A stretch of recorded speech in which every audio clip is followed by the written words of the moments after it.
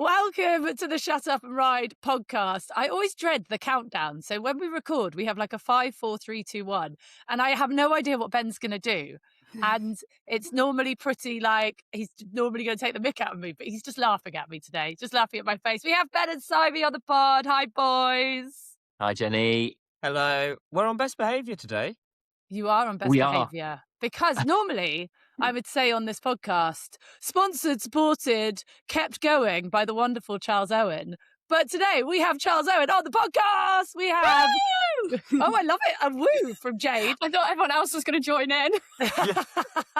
On your own as usual. We have, Jade's official title. We have Jade, who is Head of Product and Brand Development. It's a very fancy title. And then we have Dave, who's just CEO. And Dave has been on done this before as well, so... Exactly. How are you both? Welcome to the pod. Welcome back, Dave. Still Thank with you. us. I think we're a year and a half in. I think, it's coming up to 18 months. Yeah. Yeah. But I'm well. I won't speak for Jade, but I'm definitely well. Jade washed apparently for us, which I'm very excited about. Jade did her own hair. She coloured her own hair at the weekend.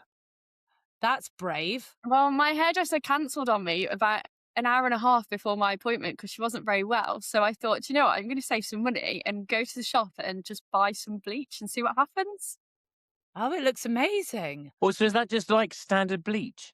Well, no, it's got a toner on it as well. So I watched a TikTok. I watched a TikTok on how to do my hair and just went with it. It looks amazing. Thanks. It's probably Simon, a bit your hair orange could in do with some places, bleached highlights. Whose hair? Simon's. Simon's. Do you know, I did when I was at about 16. I was like, "Oh, I really want to have bleached hair," because I can't. There was somebody that had bleached hair that I thought was really cool I at the bet time you on had telly. frosted tips, didn't you? Well, yeah, but I dyed it so it was orange. I didn't get Yeah. brave enough to do bleach. My brother I did was that. fully bleached. I've seen God, my yeah. so pictures. jealous. Shady. I've done worse. I was bleach blonde in my wanting to look like Justin Bieber when he was bleach blonde era. Oh no! And then I went full human league and had half the hair long and bleach blonde with a diagonal shave like across the head and the other half dark and short. Wow. It was great. That's really cool. Yes, thank you, Simon. It is That's really cool. I mean, if you're into that kind of thing, that's really cool. I feel like all men do go through this kind of stage of like hair dyeing. My brother did as well, but his went orange, and that was it for a long time. It's like you're gonna have to have bright orange hair. It's just Faith was I feel born like it's a with bright stage. orange hair, so he didn't need to go through that phase. I did fully shave my head to get rid of the blonde, which was good did because then I know if I ever need to be a bald man. I was going to say hairless man, but that sounds a bit dodgy. If I could ever need to be a bald man, I can pull it off. It's going to be fine. I wanted to have a an eyebrow piercing because I thought that Jenny, you'll remember there was a guy called Drazik in like an Australian soap. Drastic. Drazik. Is that Home and Away? Drazik. No, it wasn't Home and Away. He was in something else. It was like Saved by the Bell, but obviously not because that's American. This is bringing back some memories. Oh, anyone? Can you remember who was it? He had an eyebrow piercing. I thought he was really cool. I wanted to be like him. I could imagine you with an eyebrow piercing, actually. Yeah, I don't think my mother could. No, I don't think your mum would take that at all. She'd like, that is a no from me, Yes. Simon Grieve. And did you drop in that, Dave? Were you once, because you are obviously now a silver fox? Were you once? Did you have a touch of the jonge, the African sunset? Did Jade just drop in there? I've never actually heard that phrase before, so I don't know if she means I had red hair. I did have a hint of red, but not full ginger. But not quite strawberry blonde. No, somewhere in between. Yeah, which I inherited from my lovely mother, who had a lovely head of red hair. See, my friend is like, and I say he's got a touch of the African sunset about him. I think it's a Okay. nice way of putting it. Yeah. I'll take that. Yeah. Yeah. Yeah, I've not heard that So, either. That is a really good. It is a really nice way of putting it. thank you very much. Occasionally I come out with things that aren't too obnoxious, but it's very rare. And then someone gave me a microphone. Yay! Right. So we've got you on because A, we love you, and for some reason you support us, which is very nice of you. Do you get nice feedback about us? Is it good for Charles Owen being associated with us three dickheads? No. Yeah, the Let's have the feedback honesty. the feedback I get about the pod is that it's a great collaboration between us and you guys. A lot of people do say, "How do you put up with the three of them?" To which I say, "Well, I don't really speak to them that often, so that's the way I find that it works best." But no, the feedback generally is very, very good. People can understand exactly why we wanted to sponsor the podcast. And they do very often comment on the fact that we were very early into it when we sponsored you. And they say, for anything to flourish, that kind of support is invaluable. So people do recognize that. Yeah, and we do really, like, in all seriousness, we really do appreciate it. The support you've given us has been amazing, all the way through. Yeah. And we want to see the pirate hat then. We want more of the pirate hat that we made for you. More of the pirate hat? I can get the pirate hat. Oh, he's gone. It's not long he stays in one place. He's gone. I mean, to be fair, I don't think I've ever seen him like properly ride in it or anything. So I think he should sit here for the duration of this record with it on. Oh, there we go. He's got the pirate hat on. There we go. I love my pirate hat. Is that like on the mantelpiece? It has prime position in the house. Yeah, absolutely. To be fair, when Wild is of an age and you start having kids' parties and you're like, I can do pony parties for free, you are going to have to come out. That is going to get a lot of use. I want to see Simon go around a 5-star in it. I mean, technically, it is a crash hat. It's fully spec'd up. Yeah, I think the judges at badminton would really appreciate that. So do I. I'm sure they would. I'd get at least 10 extra marks. Yeah. If you did your dressage in that, you'd win, mate. I mean, I'd be in front of Rod's canter by a mile. Despite the fact she was way in front of me yesterday and she did flying changes. She is a machine. I didn't. But you didn't get bolted with across the arena like you. No, I didn't get bolted with across the arena, so it wasn't so bad. Yes, can we say your exciting news, Simon, that was announced this morning? Yes, exciting news. I've been accepted to go to badminton with Buster, my horse that did Burley last year. I am very excited. I'm very excited. I'm slightly because before I was thinking, if I'm on the wait list, and I might not get in, and then I was all like, oh, this is really depressing, and then now they're like, oh no, you're directly in. And I'm like, whoa, okay, that's gone from being like, oh no, that's really depressing to, oh, that's really exciting, but also that's really scary. So yeah, it's a little bit of a mixture of emotions at the moment, but I am very, very very privileged to be able to go and hopefully go and do that if he stays sound and everything goes according. Well, we both stay sound and everything goes according to plan. It's always a real privilege to be able to compete at that level, and to go somewhere like that is just special, beyond special. Yes. Fabulous. Well done. So I've got to present at the World Cup finals in a couple of weeks, and I'm already like, nervous, big deal, blah, blah, blah. And that's nowhere as big a deal as riding around badminton. When do nerves start kicking in? Do you get or is it anxiety, what's the process coming up to it? Because I've had different kind of processes in my brain over the years. So the build up to Burley last year, I was just really looking forward to it. Just in general, I was really looking forward to going. I didn't get super nervous per se. Every so often I was like, oh god, there's a bit of apprehension, but I just was looking forward to it and really wanted to go and have a great time. And I feel that this is probably going to be the same. That I'm just really looking forward to going, and like I say, it's such an honor and a privilege to be able to compete at that level. And I know how hard it is to get to that level now. and how easy it is to not be able to get to that level, if that makes sense. So, like, as in, things can go wrong so easily. So you've got to enjoy it when you are there. So I think going on past experience that I will be, the nerves won't be too horrendous and they won't kick in until a lot closer to the time, probably on cross country day, but not till later on. Like I say, I was just so looking forward to Burley last time that the nerves kind of took a bit of a back seat. Whereas before, in the past, I've spent the whole winter going, "Oh my God, I'm doing badminton in May, and is this a bad idea? This might be a bad idea. Oh, I don't know whether I should be doing it. Oh, is the horse capable? Oh, is the horse going to go wrong? And stressing about it. And actually, it's a waste of energy, a waste of time." How will Buster find Badders compared to Burley?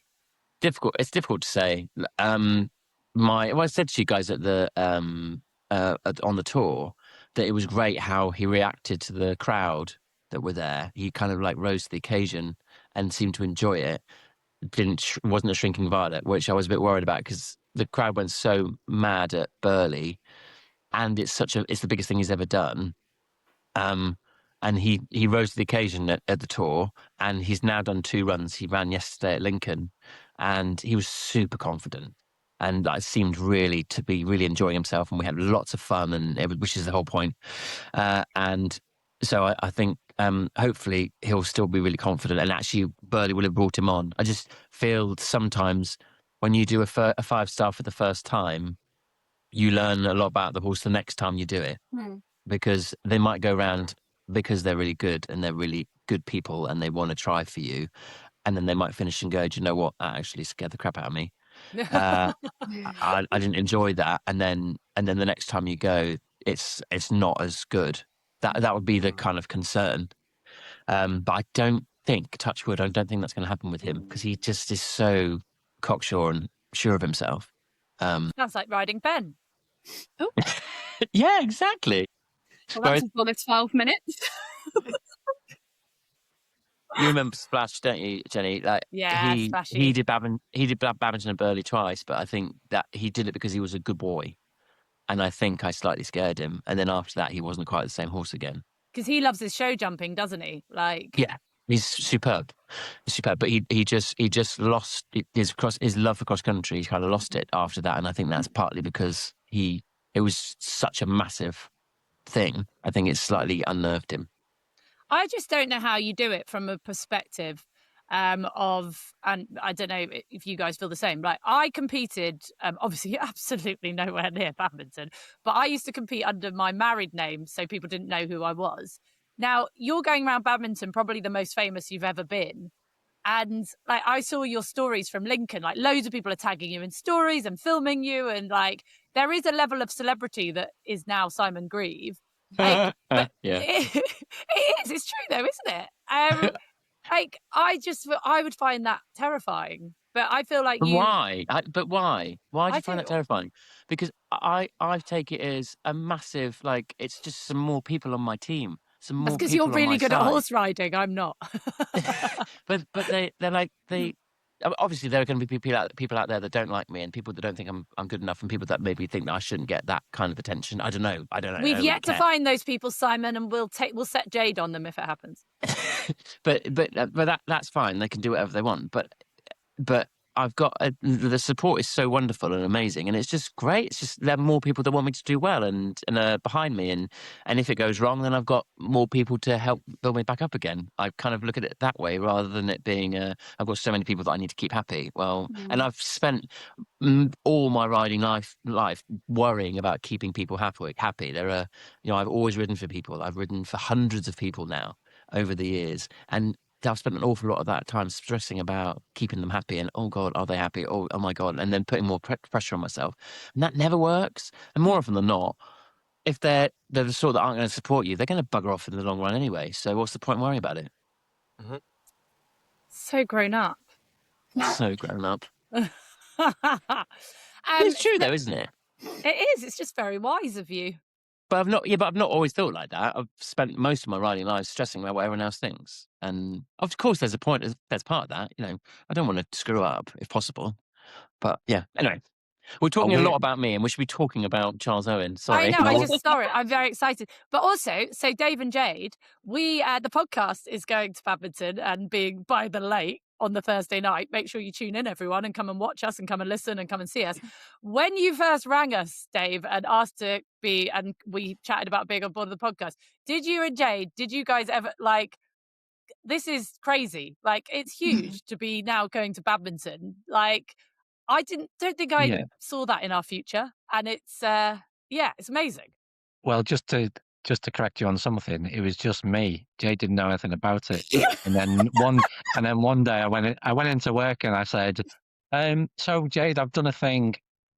No, And to be fair, you sent me a link to an episode and went, listen to this, I'll speak to you tomorrow. I did, that's right, yeah. But by the time I spoke to her, I'd already done the thing. And it was happening anyway. But no, I think we spoke about it at the time, I think, Jenny, where I thought the potential was there for it to be as big as it is. Had I thought about the connection, the live connection with the audience at events like badminton? No, I hadn't thought of that, but it's a fabulous bonus. It's just that, it blows my tiny mind a little bit. I just think it's going to be so cool. It's going to be so much fun, and it's going to be there's going to be a big crowd there, and we're just going to have a great time. And Ben's going to show off. Your merchandise as well, Simon. Oh, I've got they're super fans ready to. Yeah, exactly. And also, Dave and Jade, what you might not know is Ben has never been to a 5-star, so him seeing what Simon has to jump is just going to be, we're going to put it on camera because he's never walked a 5-star course. I was going to say, I'm feeling like a Shop and Ride podcast course walk. Yeah, it's going to happen. It's already in the process because love that. Do you think you'll worry about Simon, Ben, once you've seen how big he's got to jump? I mean this in a good way. This might come across wrong. I won't be worried because of the size of the fences. I'd be more worried from throughout the time we've done the podcast when we meet together and he says, "Oh, before we start, guys, watch this video of another rotational fall." And you're like, "Are you okay?" And he's like, "Yeah, it's fine. I'm fine. The horse is fine. We're all fine. Everything's great." And all is good. Right, okay. Yeah, that's fine. Do you know, I was talking to Sarah Bullimore, who is a sponsor rider of Charles Owen, and we were discussing about the changes that have gone on in Charles Owen, which we must talk about. And I said, "Oh well, Jade has actually sent me 3 extra crash helmets." And she was like, "Why she sent you so many crash helmets?" I was like, "Just because she knows that I fall off all the time, so she's just making sure that I'm safe." That is Simon's road to badminton. 3 extra crash helmets. That is, hopefully that's that covered. I bloody love Sarah Bullimore, by the way. She is one of the she's a lovely. I really like her. You've all gone silent. She's a very kind soul. She's a very kind soul, and she's very good. She's very good at producing horses, and she has some beautiful horses as well. And she's done some amazing breeding program that she's got, and she's bred some fabulous horses. She is really nice. But we were talking about these changes. Do you mind if we talk about that, Jenny? Oh no, that's where I was. Literally, it's on my list. I've got a list. Sorry. But also, go for it. And Simon feels like you've got a question. I feel like you've got you're looking. He does his head tilt when he needs to know something. Well, yes, head tilt. Because I was talking to somebody else this morning about and I said I'm doing a podcast today with Charles Owen, and they said, "Oh, is that about them ceasing trading?" And that is not what this is. Jade, what is the crack? Well, why have you come to me, Simon? No, I mean, I can give a potted chronology of what's happened, and then we can maybe talk about where we are, and what's to come further down the line, if that works. That sounds like an excellent option. Go for it, Dave. So here's the potted history. In October 2024, we sold the building that our factory was housed in and our office. And when we sold the building, we managed to secure a 12-month lease. So obviously that was the time frame for us to then find alternative premises. So we started that process immediately because we knew 12 months was not a long time at all. And we secured alternative premises and drew up all the plans to move. So everything going really well. Those new premises we were then moving into, we hit a bit of a roadblock with those premises and the project itself. Now that didn't happen until a few months into the process. We then suddenly realized that we were only having 12 months lease on the existing building meant we were tight for time to move. And as things progressed, and I won't go into fine detail for various reasons, we got to the point where the new building wasn't going to happen, and the old building we didn't have time to find somewhere else, and our lease was running out, and there was no way that there was going to be any substantial extension on that lease because the company who bought that building wanted it for the warehousing capabilities because they're a logistics company. So what they don't want is a cuckoo in the nest forever. So we found ourselves in the unfortunate position of not having a new building to go to and not being able to stay in our existing building. So we exhausted every possible opportunity to resolve that situation. But at the end of the day, we weren't able to do it. So we had to make the unfortunate announcement that we were going to cease the trade in the UK factory. Now, that doesn't mean, as your friend said, that we're ceasing trade, because we already had a very healthy manufacturing base out in the Far East, which is the one thing I think people didn't realise. And that's really where some of the misconceptions came about. The closure and, it all being planned to move everything to China, etc., etc. That was never the case at the time that it happened.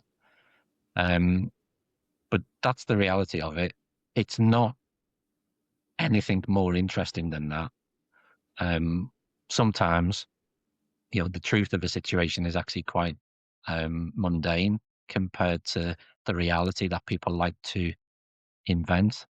And I wish I could make it sound like something it's not, but that's basically it. It's a very, very unforeseen property issue. And that's the message that we gave out in the public statement. But for some reason, some people didn't want to accept that.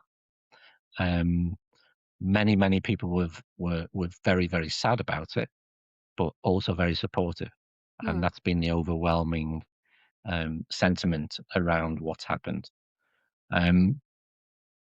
Is it something we planned? Absolutely not. Is it something we wish we could have avoided? 100%. But that we are where we are. I don't for 1 minute blame people like your friend Simon for saying they think we're ceasing trading. But this is a great opportunity for me to kind of put the record straight and say that that's not the case. And just add a bit more context to what we've already put out there in the public domain. Yeah, and going forward, Dave, is there going to be any manufacturing in the UK going forward, or are you going to continue? Has this actually worked out better this way? So you're going to continue like this, or what's the kind of goal going forward? So to give that the proper answer, I'll go back a few years. So I've already mentioned that we already had a manufacturing base out in China. We started to make product in China in 2022 when we introduced one particular style of hat called the Kylo. And we did that in response to another manufacturer producing a hat which was all 3 global safety standards and exceptionally well made and at a very affordable price. So we thought we've got to kind of not ignore that, not necessarily jump fully on the bandwagon, but not ignore that and see if we can actually do the same. So we made this one hat. we started to sell that in May 2023, just in time for badminton. And that one product, within 4 or 5 months, became our biggest selling product that we'd made for probably the last 20 years. Wow. A, because of the way it looked. B, because it had all the same safety standards as the products that we made in the UK. And C, it was at that affordable price. And we're all very aware of the cost of living crisis, and we're all very aware of how tight disposable income is in the equestrian world.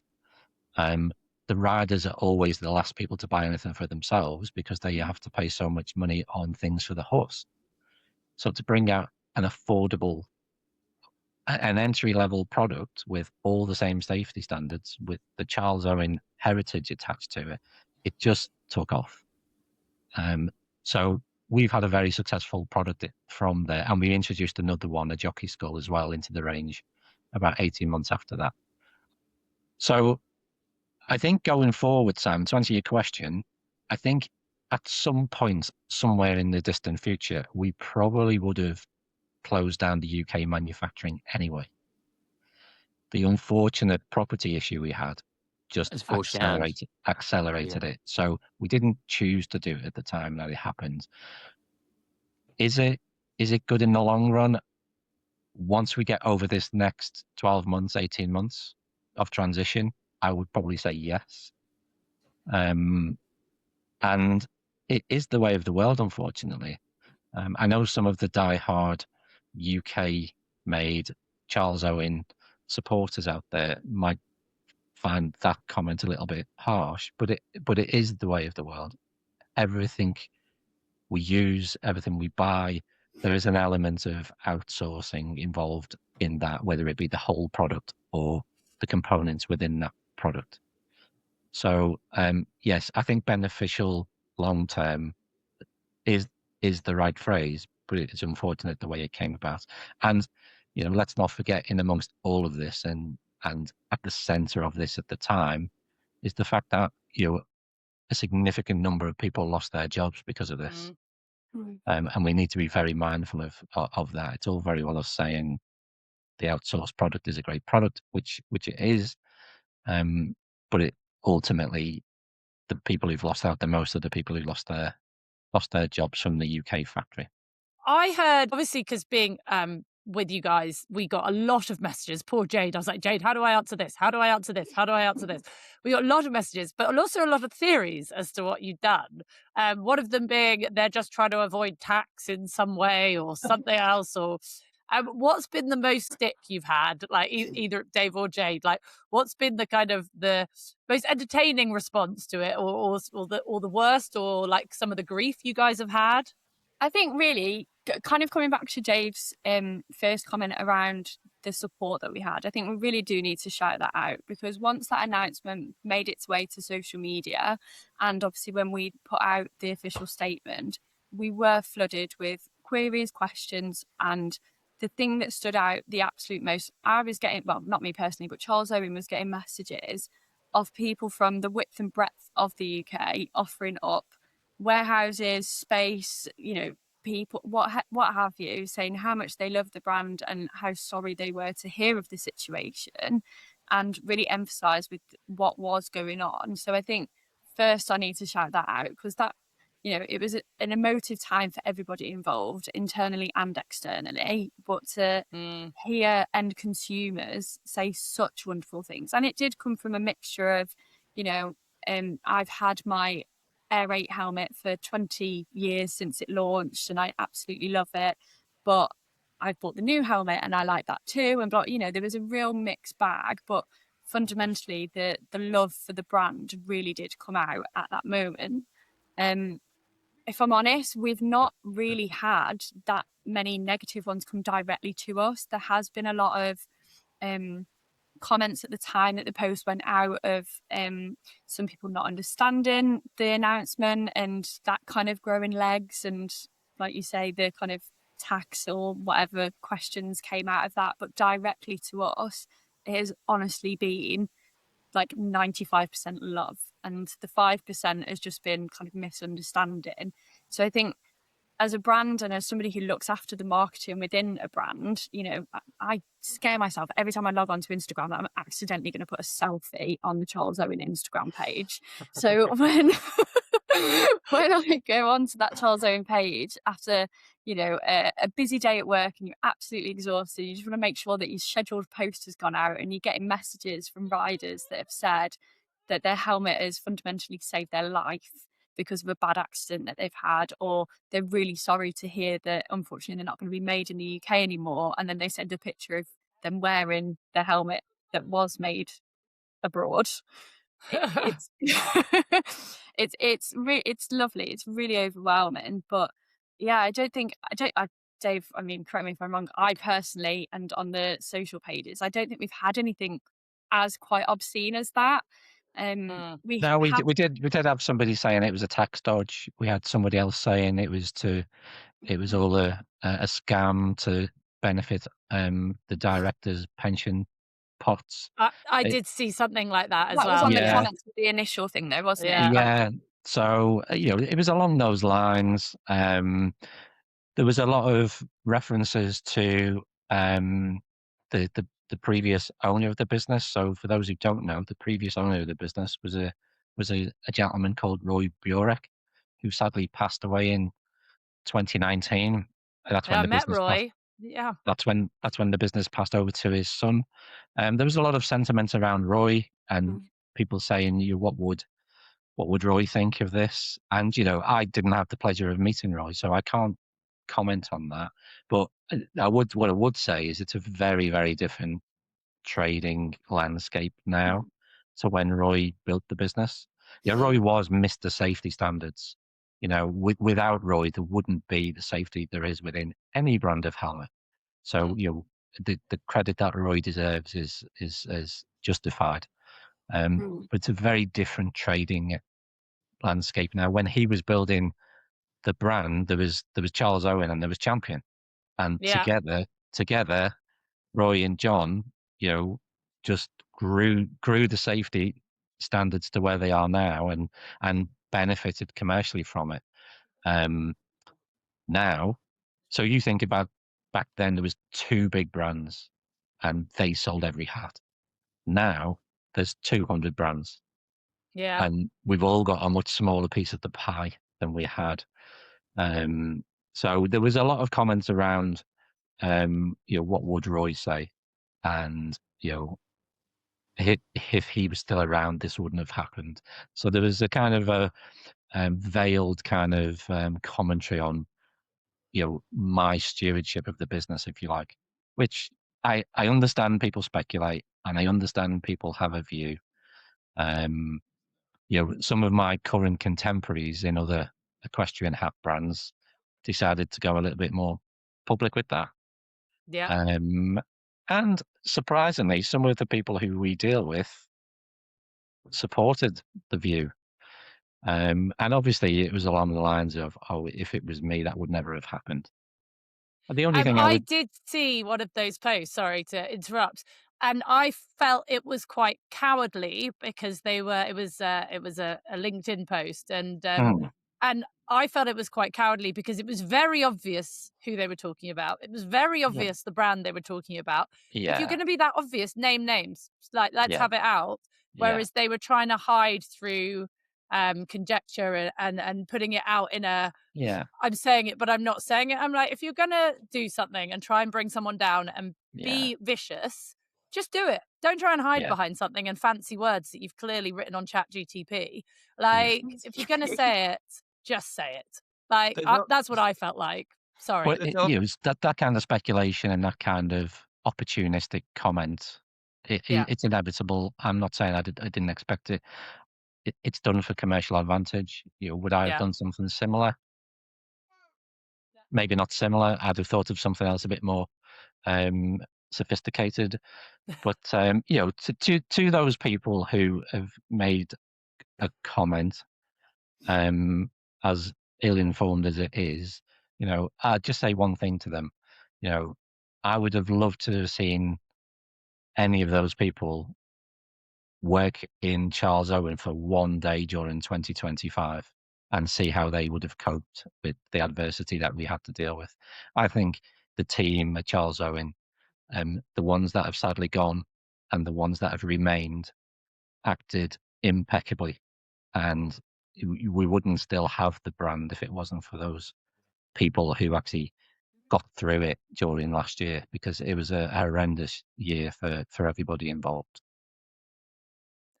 Ben, I think you were muted then as you tried to say something.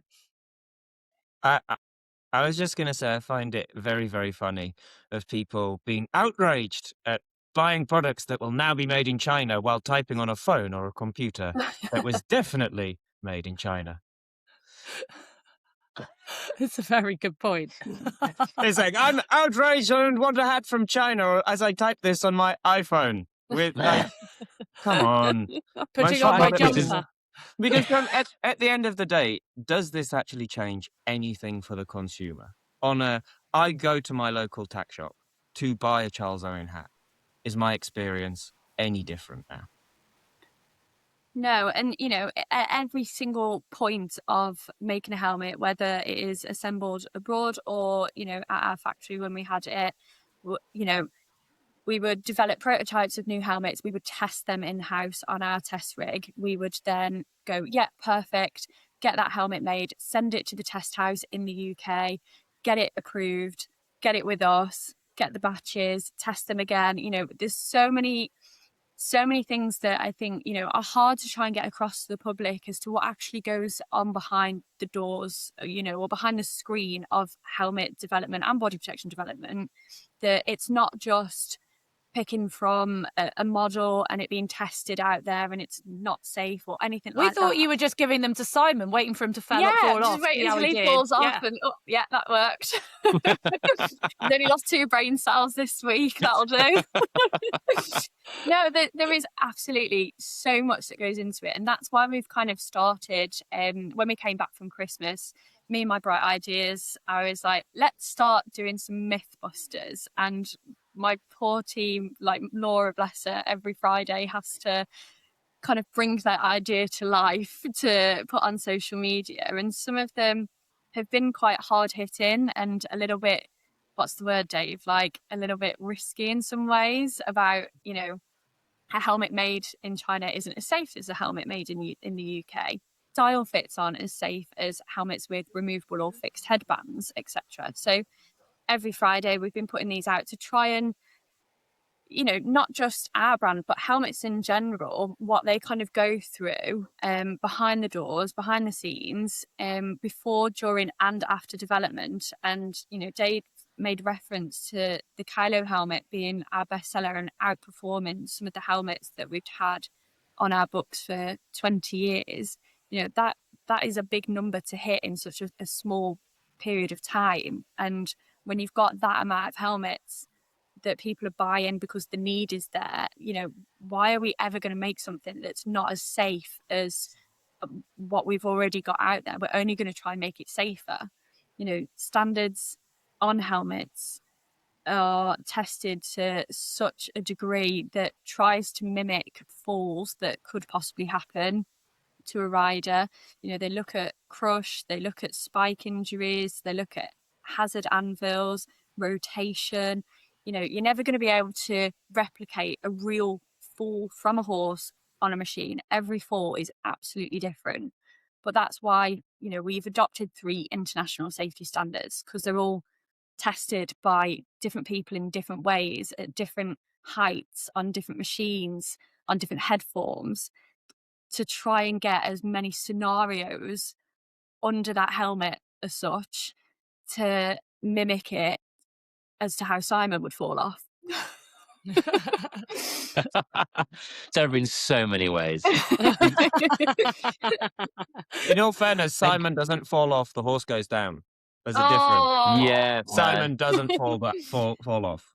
Hey, at least you managed to get on. I went to a competition 2 weeks ago and got trod on in the lorry park and didn't even get on the horse, and then it wouldn't load. Oh no! I saw That's not that. a good start. I felt really bad for you. I don't know if I did. I meant to send you a message saying You help probably with laughed at it, Ben, and went, No, I actually thought I can help with the loading thing. So at least you can drive home with a broken foot, but the horse loaded nicely. I was going to say, Jade's mentioned the Mythbusters series of posts that she came up with. That we as a business, we never have and we never will compromise on safety in any way. If we felt those products that we design in the UK and have made out in the Far East were in any way less safe than any other brand, we wouldn't do it. We just would not be in this game. This sector is so difficult. Safety is absolutely everything. We always say, and the other brands say, you only have one head and you only have one life. And that's the core mission within the business, is to maintain that. And we would never do anything to jeopardize that. If we thought going to the Far East means we're making a cheap, inferior product, it just wouldn't even have been on the agenda to do at any point. So it's very important, the point Jade makes about dispelling those myths that people have, around the yard, in the tack room, at competitions, when people are talking to each other. It's just something so fundamentally important to us that we still educate as much as we possibly can, despite what's happened. Because I think I rang you, Jade, and I was like, Jade, I have just spent quite a lot of money on bike helmets for my kids, and they have dials. I have ski helmets for my children that have dials. And if Charles Owen made ski and bike helmets, I would be buying yours. And then suddenly I'm told that dials are unsafe across social media. And was like, can you? But you were like, no, it's fine. Like because it's not just riding helmets, is it? That like you're myth busting for. It's for all the parents out there who've spent an effing fortune on bloody hats for any discipline, and suddenly you're getting told on social media that they're not safe. And it does put the willies up you, especially when it's your kids wearing these things, not just wanting to protect Simon's head, and that's what we all want to do. But yeah, and I've got my 6-year-old, and I'm being told I'm probably not got something safe. I was like, Jade. And to kind of come back to the conversation that we had, Jenny, the safest helmet is the helmet that fits you, essentially. Yeah. So it could have all the safety standards on it in the world, but if it's like a bucket on your head, or it's too small, or it's perched all the way up here and it's not fitting correctly, it's not going to do its job.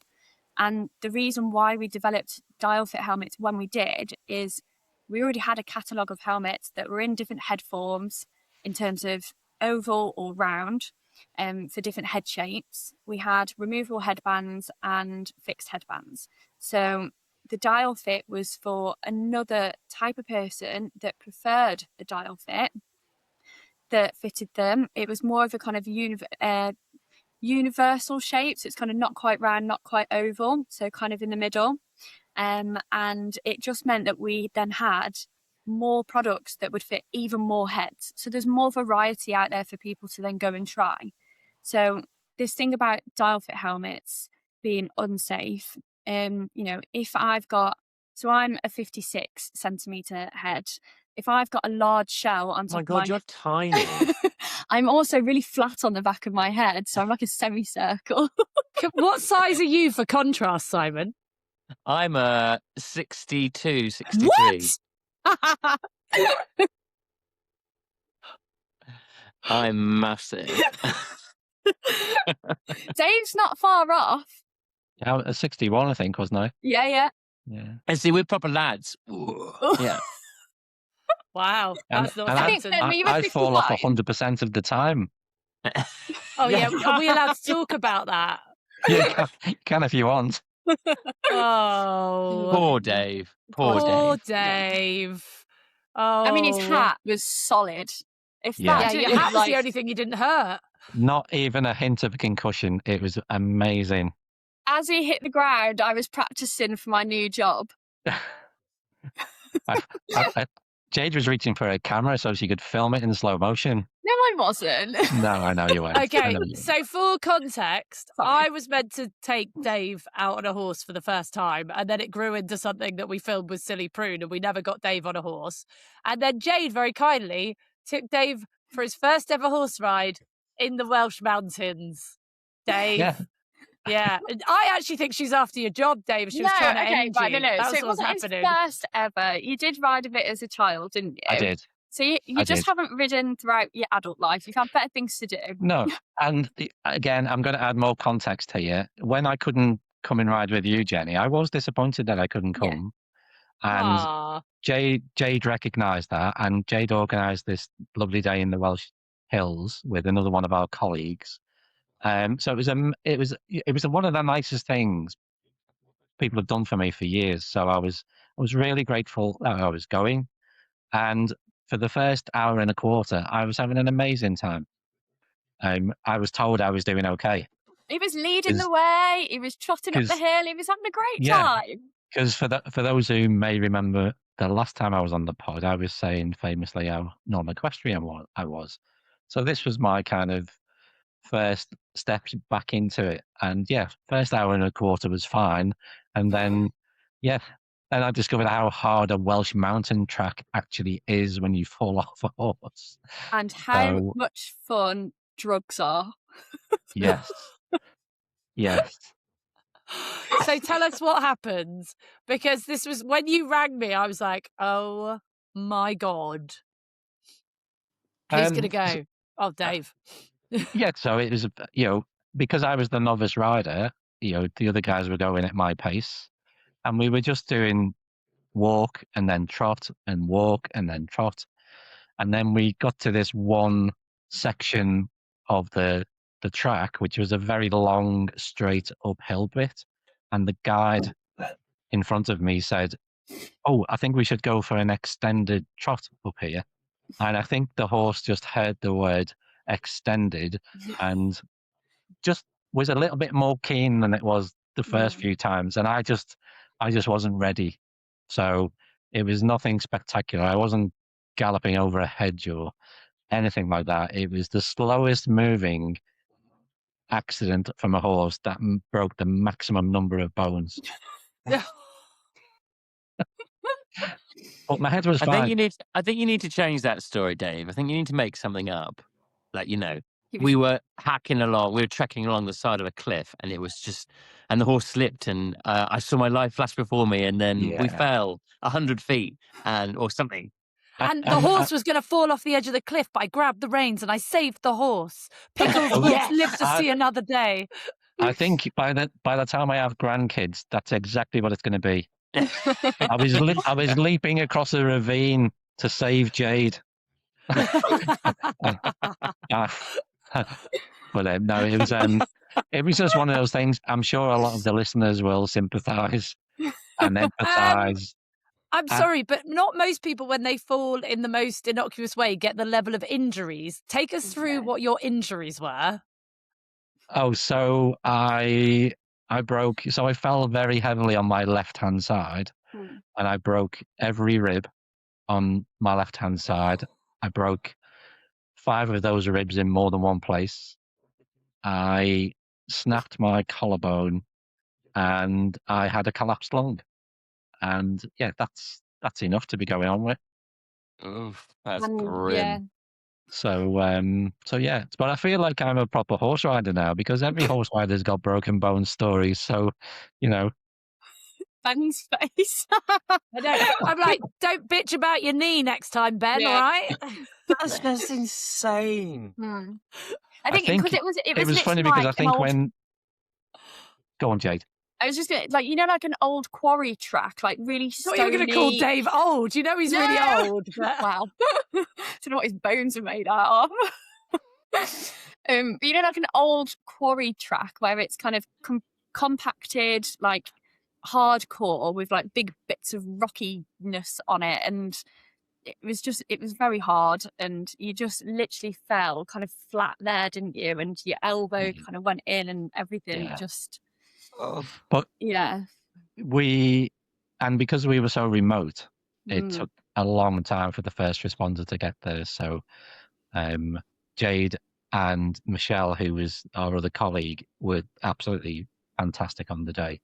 I couldn't really have got through that without them, and a couple of passing cyclists who I think they'd been through that experience being cyclists themselves, so they had the foil blankets, they had the water, they had the sweet treats, they had everything, and a big shout out to them for sticking with us. And we were there for a good 3 hours until the first responder got there, and then it was all fine. It was up until that point, it was pretty grim, but after that point onwards, it was fine. And the care that I've had since then has been second to none.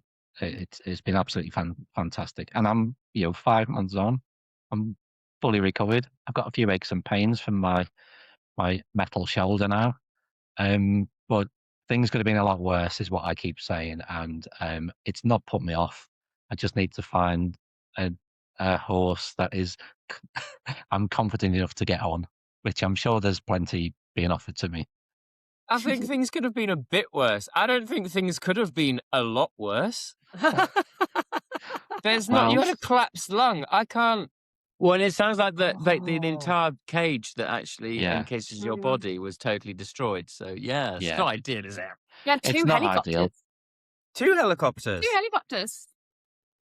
Yeah, so the Coast Guard arrived, and then the air ambulance arrived, and then the Coast Guard decided I wasn't worth bothering with, so took off. And then I was taken in the air ambulance to the Royal Stoke Hospital, which has a fantastic major trauma unit. I can't speak highly enough of it. They were absolutely amazing. Why did how bad did you have to be for the Coast Guard to losing a limb?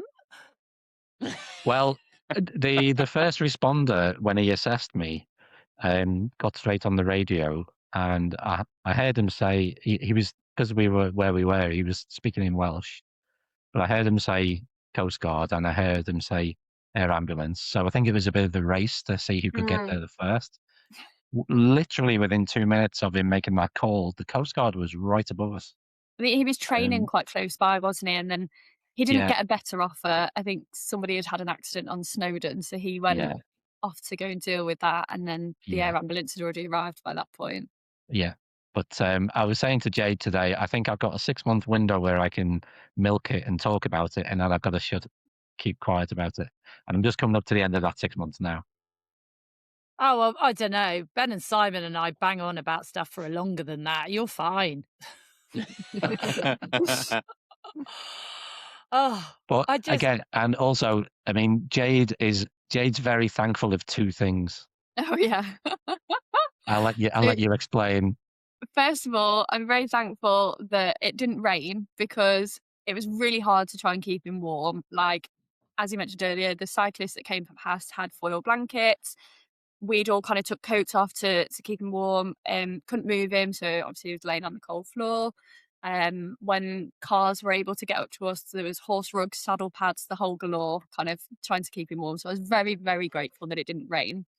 Secondly, I was also very grateful that he went for a wee before getting on, because as much as this was a bit of a bonding experience for us, if he'd have weed on me, or or if I had to help him wee, then no. I've just got images of you trying to keep Dave warm, and it being like that game at a house party when you're a kid, when someone passes out and you see how much stuff you can balance on them. Yeah. Before they wake up, you're like, a foil blanket, number, a rug, get something else. Like Buckaroo. Yeah, like Buckaroo. I'm no, also we'd already played that game. We didn't want to play that again. properly traumatized. The idea of someone laying a heavy turnout rug over me when I had a collapsed lung and broken ribs. And I can imagine you must have been winded when you hit the floor. Anybody that's ever damaged their ribs, and you took it to the max. His soul escaped. How long did it take until you could cough and laugh without fear? Oh, even now, Ben, if I sneeze, I have to hold my ribs, because there's still something not quite fixed in there. It's not painful; it's just a little bit uncomfortable. But it was probably a good month until I could cough or sneeze without significant pain. So, but yeah, that is not fun. and just to come back to the story about me, Jade saying she wouldn't have taken me for a wee or whatever she thought I would have done. Apparently, in the office on the Monday, they were telling the team in the office what had happened, and Jade told the story. I'm just glad that he went to the toilet before we went riding, because I wouldn't have done any of that. And one of the members of the team, who shall remain nameless, very proudly stood up and went, "I'd have done that. If he needed a wee, I would have sorted him out." So good on her. That's what I say.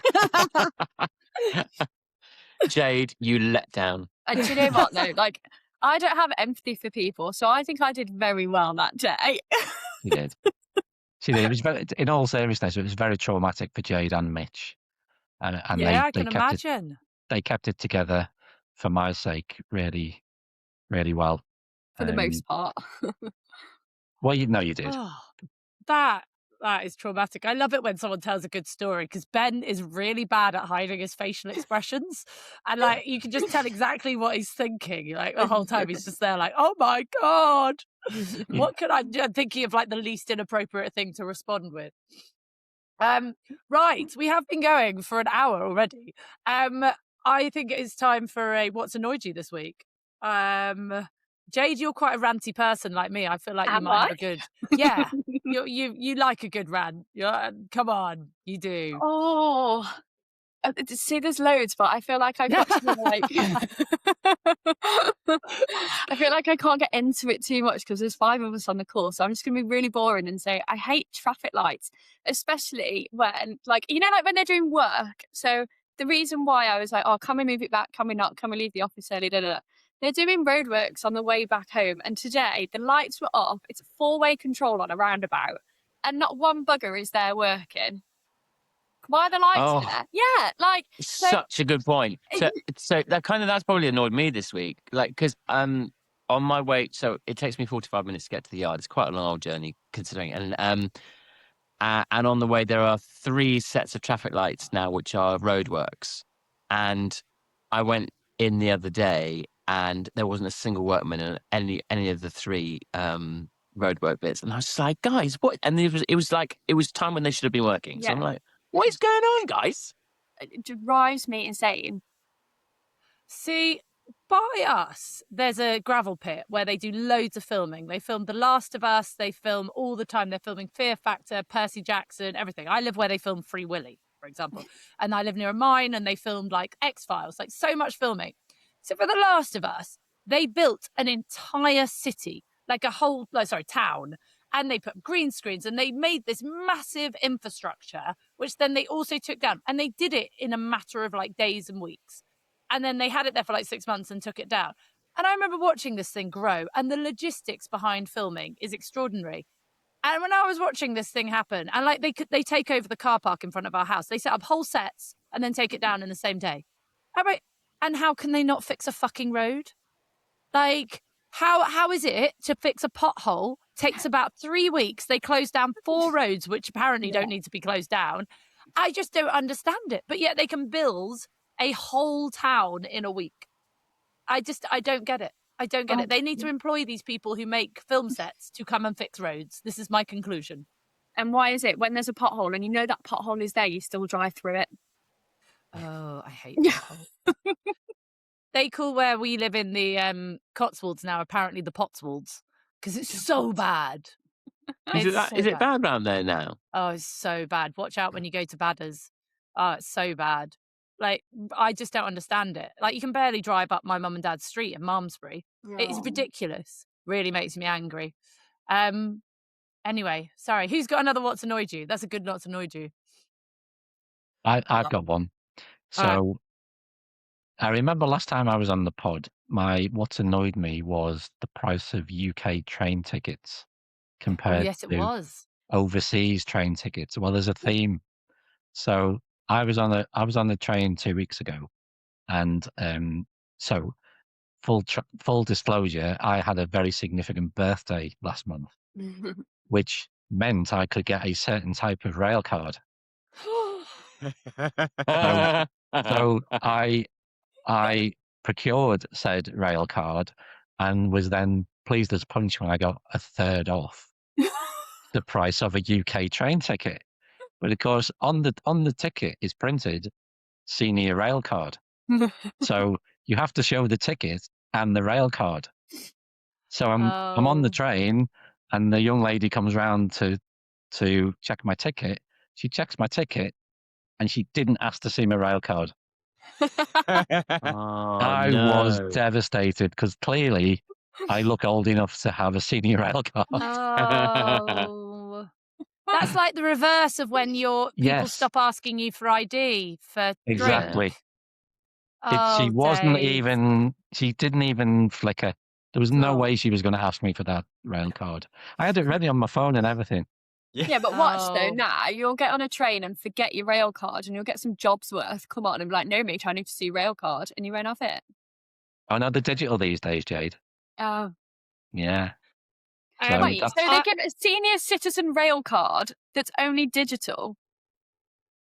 No, you can choose, but I chose Oh. digital because He's I not don't that think- old. because I don't think that's I'm old. moron though, right? Like, you're old now, well done, here's a card, but you've got to have it on your phone that you don't know how to use.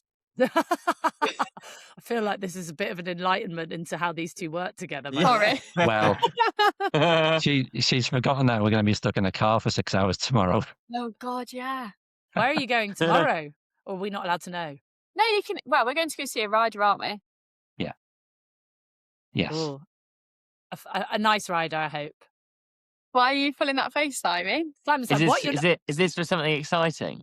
No, not really. No, it's just a meeting. Just a catch up. Yeah. Oh, But I'm excited because I've not met him before, so No.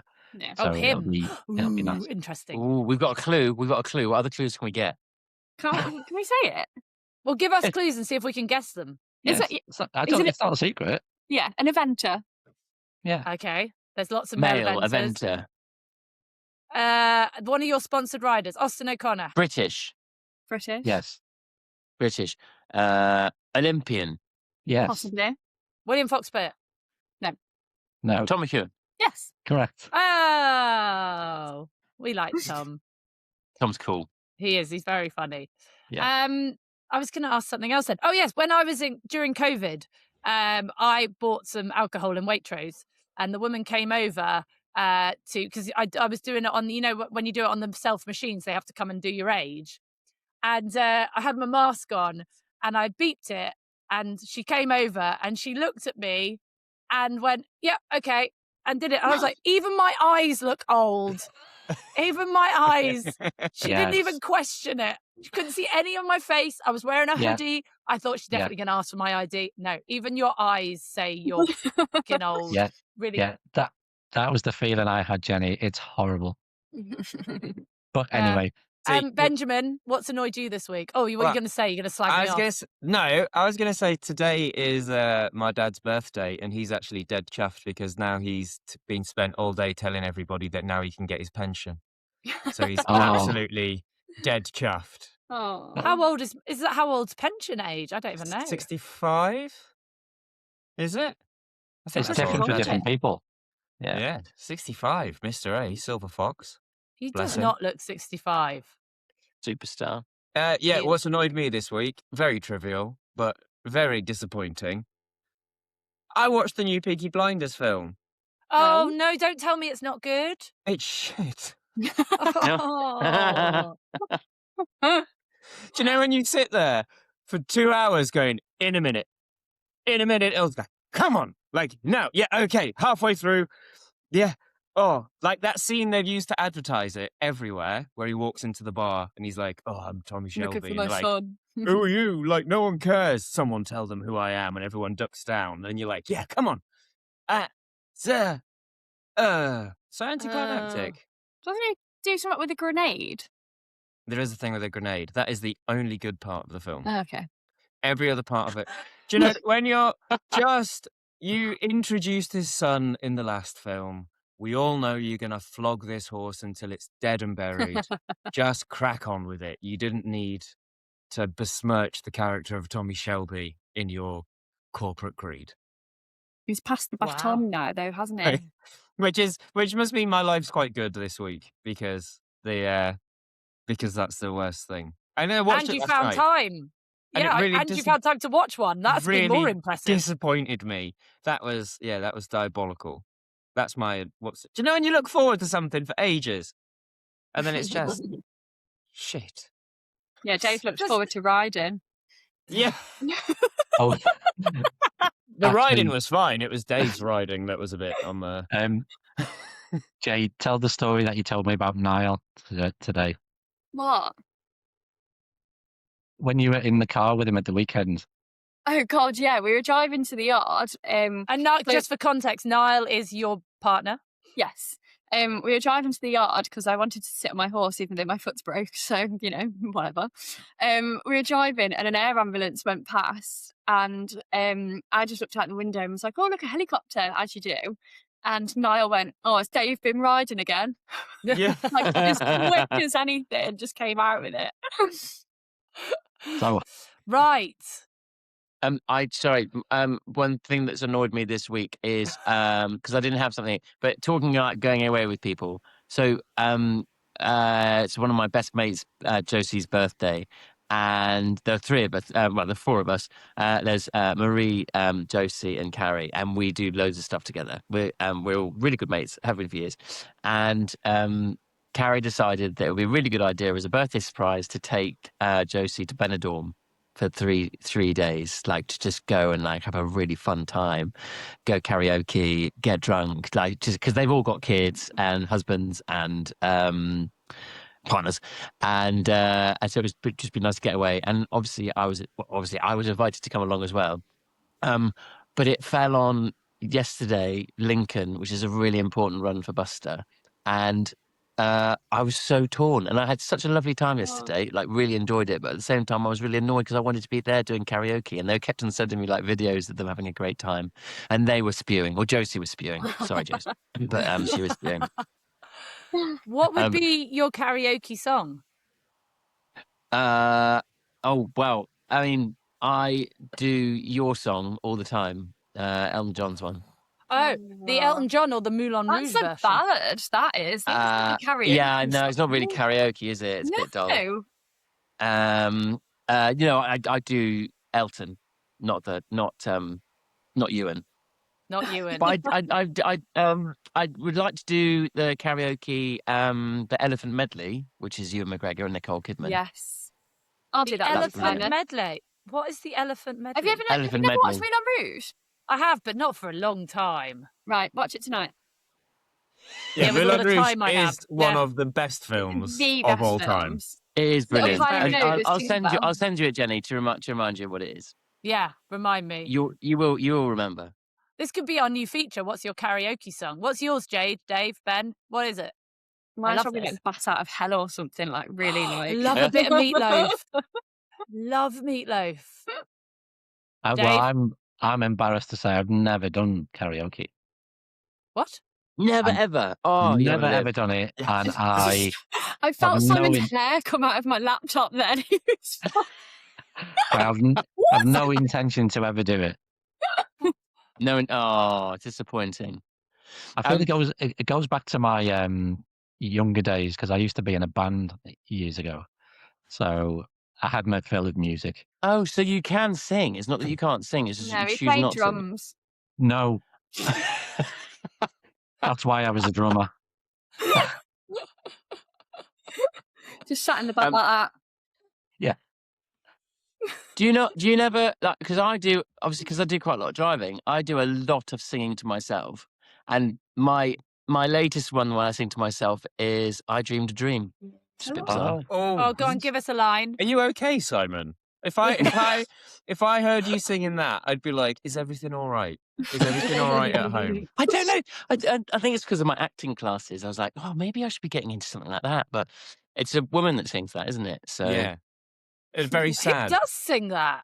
She sings it's it. in Les Mis. Les And Miserables. she That's sings it it. after, like, as she's dying from horrible diseases that she's got from being a prostitute. I dreamed a dream in time gone by when life was Worth living. when hope was high and life worth living. Well, Yeah. yeah. Are you like, I dreamed a dream of 5 stars gone by? Nah. When the vicarage fee was worth jumping. Oh my god. We'll play that for you, Simon, as you set off on the cross country Oh, course. perfect. Yes. Perfect. Yeah. No, I Like, think just Bat Out from the of tent on Hell is better Thursday. for that. I don't think Bat Out of Hell is your cross country song, Simon. I'm really sorry. You need to go a bit Gotta faster be. for that.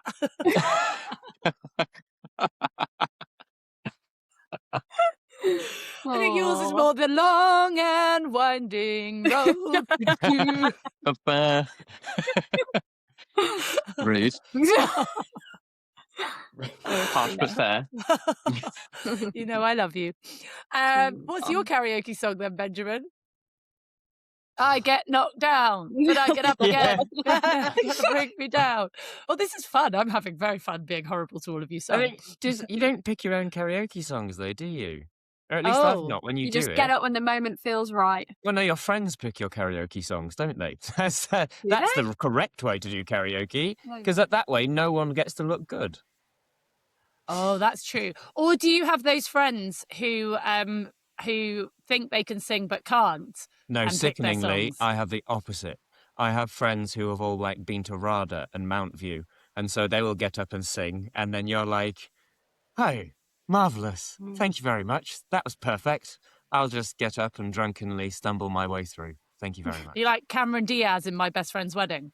Yeah, brutal, but no, I don't mind. Something fun, something daft. You'd be like Carly Rae, Call Me Maybe. That's a good tune. Oh, WAP. WAP. If we were at a karaoke bar, I would do WAP. What's WAP?